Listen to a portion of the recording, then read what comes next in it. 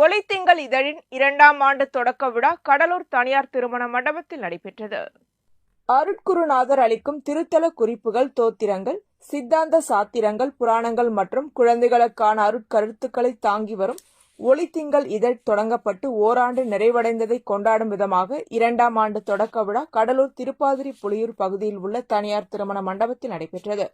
விழாவிற்கு வந்த அடியார்களையும் பொதுமக்களையும் புதுச்சேரி மின்துறையில் பணிபுரிந்து ஓய்வு பெற்ற உதவி பொறியாளர் குமாரவேலன் மற்றும் விழுப்புரம் மாணிக்கவாசகர் திருக்கூட்டம் அடியார் மற்றும் திருப்பாதிரி புலியூர் அடியார் பெருமக்கள் வரவேற்று கொடியேற்றி கோவை வீரியம்பாளையம் கலைவாணி சின்னராஜ் திருமுறை பாடல்களை ஓதி திருவிளக்கு ஏற்றி ஒளித்திங்கள் இதழின் 2ஆம் ஆண்டு தொடக்க விழா தொடங்கியது. திருப்பாதிரி புலியூர் சுதா சிவக்குமார் அனைவரையும் வரவேற்றார். சென்னை தெய்வீக சித்தாந்த இலக்கிய மன்றத்தின் தலைவர் அருட்குருநாதர் ஒளியகம் ஒளியரசு தலைமை உரையாற்றினார்.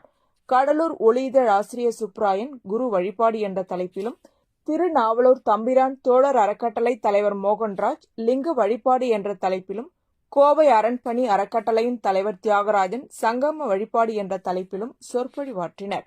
தொடர்ந்து மாணவர்களுக்கு வினாடி வினா நடத்தப்பட்டு பரிசுகளும், ஒளி இதழில் பணிபுரிந்தவர்களுக்கு நினைவு பரிசுகளும் வழங்கப்பட்டன.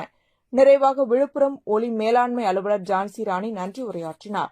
முன்னதாக புதுச்சேரி மின்துறையில் பணிபுரிந்து ஓய்வு பெற்ற உதவி பொறியாளர் குமாரவேலன் தலைமை உரை மற்றும் சொற்பொழிவாளர்களை சால்வை அணிவித்து கௌரவித்தார்.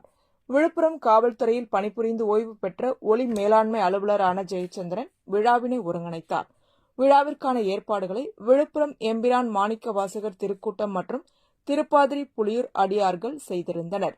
இந்த தொடக்க விழா நிகழ்ச்சியில் பொதுமக்களும் அடியார்களும் கலந்து கொண்டனர்.